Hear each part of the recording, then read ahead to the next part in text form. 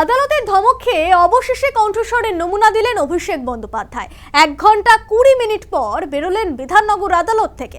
অভিষেকের কণ্ঠস্বরের নমুনা সংগ্রহের সময় উপস্থিত ছিলেন সিআইডির তদন্তকারী আধিকারিক। বিশৃঙ্খলা ও অপ্রীতিকর পরিস্থিতি এড়াতে বিধাননগর আদালত চত্বরে মোতায়েন ছিল বিশাল পুলিশ বাহিনী র্যাফ।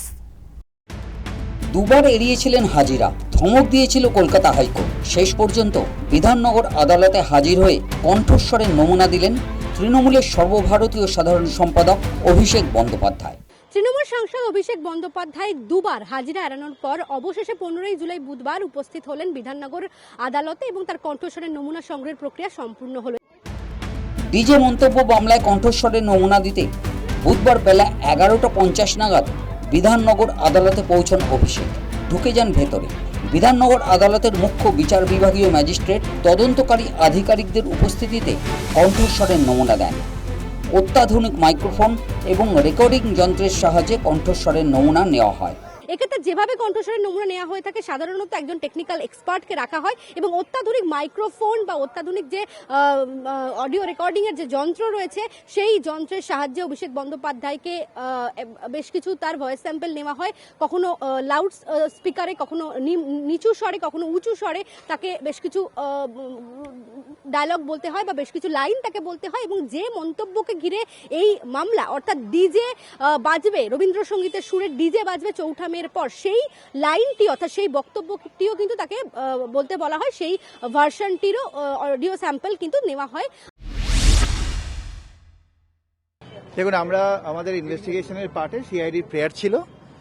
আমাদের নতুন বিএনএসএস একটা প্রভিশন আছে যে কেউ অ্যারেস্ট হোক বা না হোক ভয়েস টেস্ট নেওয়া যায় ইনভেস্টিগেশনের জন্য। এই মামলাটা পুরোটা অনেকটাই দাঁড়িয়ে আছে ভয়েসের উপরে, যেগুলোর উপর মামলাটা দাঁড়িয়ে আছে যে ওনার ভয়েস কিনা এটা কম্প্যারিজন দরকার ছিল। তো আমরা একটা প্রেয়ার দিয়েছিলাম স্টেটের হয়ে, আমি সেটা লানেট কোর্ট অ্যালাউ করেছিলেন 349-এর এবং সেই তার বেসিসের উপরে দুটো ডেট আমরা ওয়েট করেছি। আমাদের এক্সপার্টও এসছে কিন্তু উনি আসেননি। আলটিমেটলি গত ডেটে আমি একটা পিটিশন করেছিলাম যে এইভাবে চললে ইনভেস্টিগেশন ফার্স্টেড হয়ে যাচ্ছে, ইনভেস্টিগেশন আমরা এগোতে পারছি না। তো পরবর্তীকালে অনারেবল কোর্ট একটা ডাইরেকশন দিয়েছিলেন যার বেসিসে ওনাকে আজকে 12টার মধ্যে আসতে বলা হয়েছিল। তো অ্যাকর্ডিংলি সমস্ত অ্যারেঞ্জমেন্ট সিআইডির তরফে করা হয়েছিল। উনি এসছেন, আমাদের এক্সপার্ট প্রেজেন্ট ছিল এবং আলটিমেটলি ওনার ভয়েস নেওয়া হয়েছে। এবার ইনভেস্টিগেশন এগোবে আমাদের মতো করে। প্রায় 1 ঘন্টা 20 মিনিট পর আদালত চত্বর ছাড়েন অভিষেক। সাংবাদিকদের মুখোমুখি না হয়েই আদালত চত্বর ছাড়েন। দেখুন, যিনি মানে সম্রাট, যিনি মানে রাজপ্রাসাদে থাকেন, তো তার পক্ষে এই মাটিতে নেমে আসাটা একটু কষ্টকর।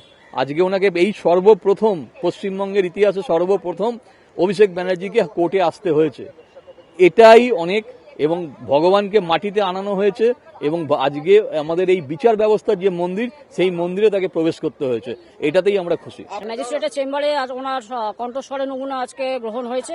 উনি এইমাত্র বেরোলেন। আমরা আদালতে যাব।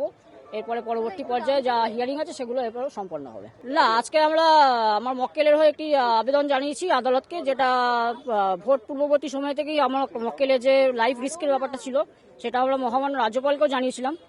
গতকাল মুখ্যমন্ত্রী দপ্তর থেকে একটি নির্দেশ জারি হয়েছে, ডিজিকে নির্দেশ দেওয়া হয়েছে যাতে রাজ্য সরকারের লাইফ যে রিস্কের ব্যাপারটা আছে সেটা সিকিউরিটি অতি অবশ্যই যাতে ব্যবস্থা করা হয়, সেটা পুলিশকেও নির্দেশ দেওয়া হয়েছে, ডিজিকেও নির্দেশ দেওয়া হয়েছে।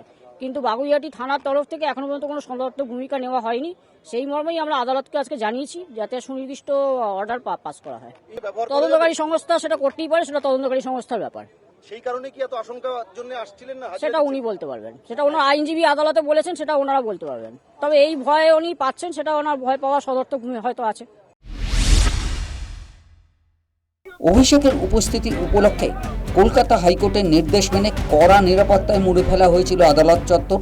মোতায়েন ছিল বিশাল পুলিশ বাহিনী র্যাব।